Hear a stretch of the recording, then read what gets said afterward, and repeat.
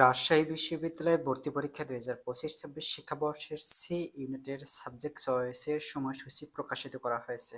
তবে সি ইউনিটের লাস্ট কত মিনিট থেকে সাবজেক্ট আসতে পারে শিফট ভিত্তিক এবং গণিত যারা দাগিয়েছো, জীববিজ্ঞান যারা দাগিয়েছো তোমাদের জন্য বিশেষ তথ্য রয়েছে আজকের প্রতিবেদনে। শিক্ষার্থী বন্ধুরা, তোমরা যারা জীববিজ্ঞান দাগিয়েছো তোমাদের জন্য সাবজেক্ট রয়েছে এ সকল সাবজেক্ট। আর যারা ম্যাথ দাগিয়েছো অর্থাৎ গণিত যারা দাগিয়েছো তোমাদের জন্য সাবজেক্ট রয়েছে এ সকল সাবজেক্ট। তবে তোমাদের এখানে টোটাল আসন সংখ্যা নিয়ে এখানে টোটাল আসন সংখ্যা রয়েছে গণিত যারা দাগিয়েছো তোমাদের জন্য 971টি আসন সংখ্যা রয়েছে। আর জীববিজ্ঞান যারা দাগিয়েছো তোমাদের জন্য টোটাল আসন সংখ্যা রয়েছে এখানে 735টি। 735টি আসন সংখ্যা রয়েছে, তবে শিফট ভিত্তিক আসন সংখ্যা রয়েছে জীববিজ্ঞানে 367টি।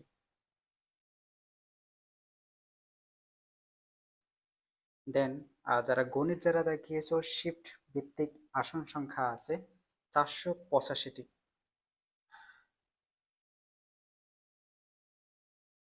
485টি আসন সংখ্যা রয়েছে। তবে এই যে আসন সংখ্যা রয়েছে এই আসন সংখ্যার মধ্য দিয়ে কিন্তু তোমাদের মেরিট ওয়াইজ সাবজেক্ট প্রোভাইড করা হবে। দেন প্রথমত বলি, যারা গণিতে মেরিট পজিশন 1500-র মধ্যে যারা রয়েছে, গণিত যারা দাগিয়েছো শিফট ভিত্তিক 1500-র মধ্যে যারা রয়েছে শিফট ভিত্তিক তোমাদের জন্য সাবজেক্ট আছে, এখান থেকে একটি সাবজেক্ট পাবে। দেন জীববিজ্ঞানে যারা শিফট ভিত্তিক 1200-র মধ্যে যারা রয়েছে তোমরা এখান থেকে একটি সাবজেক্ট পাবে। শিফট ভিত্তিক 1200-র মধ্যে তোমরা যারা রয়েছে জীববিজ্ঞানে তোমরা এখান থেকে সাবজেক্ট পাবে। দেন এখন আসি, তোমরা যারা জীববিজ্ঞান প্লাস গণিত যারা তাকিয়েছো তোমাদের এখানে টোটাল সকল সাবজেক্ট নিয়ে টোটাল আসন সংখ্যা রয়েছে 1706টি। তবে শিফট ভিত্তিক দুইটি শিফটে সকল জীববিজ্ঞান প্লাস গণিতে যারা শিফট ভিত্তিক দুইটি শিফটে প্রতি শিফটে আসন সংখ্যা রয়েছে 853টি। এখানে যে 853টি আসন সংখ্যা রয়েছে এই আসন সংখ্যার মধ্য দিয়ে তোমাদের কিন্তু মেরিট ওয়াইজ সাবজেক্ট প্রোভাইড করা হবে। তবে এখানে যারা জীববিজ্ঞান প্লাস গণিতে যারা শিফট ভিত্তিক 2000 পজিশনের মধ্যে যারা রয়েছে তোমরা এখান থেকে একটি সাবজেক্ট পাবে। 2000 অথবা 2000 থেকে 2000 থেকে 2200 পর্যন্ত, অর্থাৎ 2200-র মধ্যে যারা রয়েছে তোমরা এখান থেকে একটি সাবজেক্ট পাবে। শিফট ভিত্তিক 2200-র মধ্যে তোমরা যারা রয়েছে তোমরা এখান থেকে একটি সাবজেক্ট পাবে। দেন এখন আসি তোমাদের সাবজেক্ট চয়েসের সময়সূচি বা কবে থেকে কখন শুরু। শিক্ষার্থী বন্ধুরা, বলা হয়েছে অত্র বিভাগে ভর্তি হচ্ছে আগামী 22শে ফেব্রুয়ারি থেকে 28শে ফেব্রুয়ারি অনলাইনে পছন্দক্রম চয়েস ফর্ম পূরণ করার সময় শারীরিক শিক্ষা ও ক্রিয়া বিজ্ঞান বিভাগ পছন্দক্রমের মধ্যে অন্তর্ভুক্ত করতে হবে, নতুবা অত্র বিভাগে ভর্তির জন্য বিবেচিত হবে না। উল্লেখ্য, যারা ব্যবহারিক পরীক্ষায় অংশগ্রহণ নিয়েছেন কেবল সেই সকল শিক্ষার্থীরাই পছন্দক্রম পূরণের সময় শারীরিক শিক্ষা ও ক্রিয়া বিজ্ঞান অপশন পাবেন। অন্যান্য বিভাগের ভর্তি প্রক্রিয়া ও সমান্তরালে চলবে। অর্থাৎ তোমাদের সি ইউনিটের সাবজেক্ট চয়েসের সময়সূচি দেওয়া হয়েছে 22 তারিখ থেকে 28 তারিখের মধ্যে। তবে যারা ব্যবহারিক পরীক্ষা, শারীরিক শিক্ষা ও ক্রিয়া বিজ্ঞানে যারা ভর্তি পরীক্ষা ব্যবহারিক পরীক্ষা দিয়েছে তোমাদের সাবজেক্ট চয়েসের সময় শারীরিক শিক্ষা ক্রিয়া বিজ্ঞান অবশ্যই তোমাদের চয়েস লিস্টে রাখতে হবে, নতুবা তোমাদের কিন্তু সাবজেক্ট প্রোভাইড করা হবে না। আর যারা ব্যবহারিক পরীক্ষা দেওনি তোমাদের জন্য এই শারীরিক শিক্ষা ক্রিয়া বিজ্ঞান দিতে হবে না।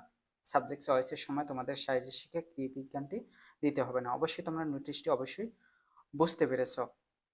অর্থাৎ তোমরা যারা ম্যাথ সাবজেক্ট থেকে যারা ম্যাথ সাবজেক্ট যারা দাগিয়েছো তোমরা সাবজেক্ট চয়েসের ক্ষেত্রে, যেমন তুমি এখান থেকে যদি কেমিস্ট্রি দাগাও, কেমিস্ট্রি যদি তুমি প্রথমত রাখো ফার্স্ট লিস্টে, তবে তোমাকে যেটা তুমি প্রায়োরিটি দাও সাবজেক্ট চয়েসের ক্ষেত্রে তুমি যদি প্রায়োরিটি দাও এখান থেকে সকল সাবজেক্টই প্রায়োরিটি দিতে পারো।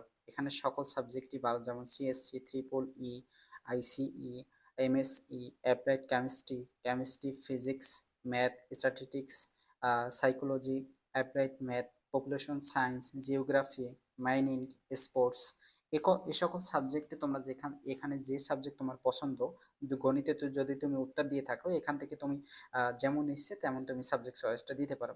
তবে তোমাকে কিন্তু মেরিট পজিশন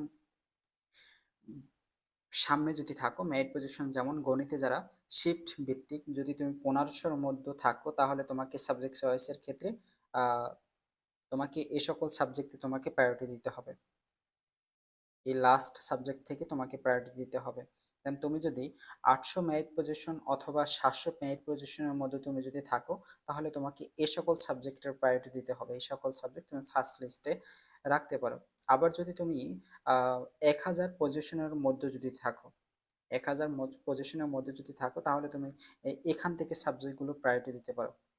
তবে তোমাদের মেরিট তোমাকে বিবেচনা করতে হবে, কারণ তুমি মেরিটটা ভাবতে হবে যে তুমি এখানে যদি 800 শিফট ভিত্তিক 850-এ রয়েছে, অর্থাৎ তুমি সেকেন্ড শিফটে 850 মেরিট পজিশনে রয়েছে। এখন তুমি ফার্স্ট লিস্টে সিএসসি রাখতে চাচ্ছ, তবে তোমাকে সিএসসি কখনো দেবে না, বাট সিএসসি তোমাকে ফার্স্ট লিস্টে অবশ্যই রাখবে না।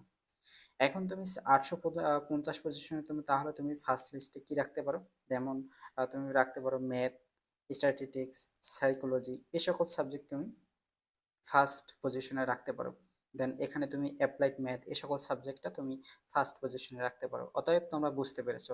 দেন এখানে যদি বলি বায়োমেডিক্যাল যারা রয়েছে, বায়োমেডিক্যালে তোমরা, তোমাদের জন্য বলি, তোমরা যদি এখান থেকে